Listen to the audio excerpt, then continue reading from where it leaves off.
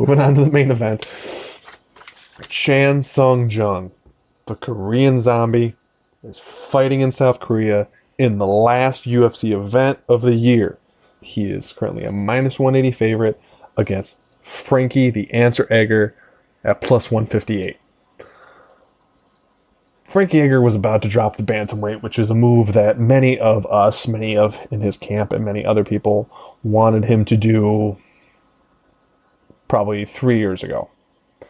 About 2 years after he dropped down to 45, which happened about 3 years after people wanted him to drop to featherweight. So he has delayed the dropping when it's gotten brought up of all the weight classes, mainly because when he was first in the UFC, they weren't there. And then when they came, he was doing too well. I'm sorry. I always just do the what if game in UFC stuff for if certain things would have happened. And man, if Edgar would have dropped to his natural weight of either 45 or 50, like professionally, like 35 in his prime, I would have loved to see prime Frankie Edgar at 35 versus prime Dominic Cruz at 35, because they're for Edgar's a little bit older, but they would have been like within like 2 years of each other at that weight. That was just one of those fantasy matchups I never got to see. But only about a month before Edgar is supposed to fight Sandhagen, who you've always been high on. I'm a little bit later coming to it, but now I'm equally as high on at bantamweight.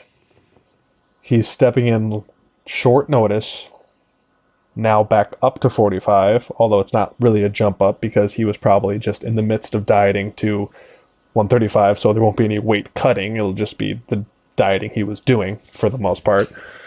Steps in for Ortega, who's injured and out for another undisclosed amount of time, and against Korean Zombie. This is a rough fight, because anyone out there that knows that people were connected to, and we're big fans of the Edgar family and Frankie Edgar and all those things, and I don't think this was a safe go. I mean, I don't think the Sandhagen fight's a safe go, but then to decide to take one last go at 45 and against Zombie, who's just... You don't come out of a Zombie fight without getting hurt. You don't.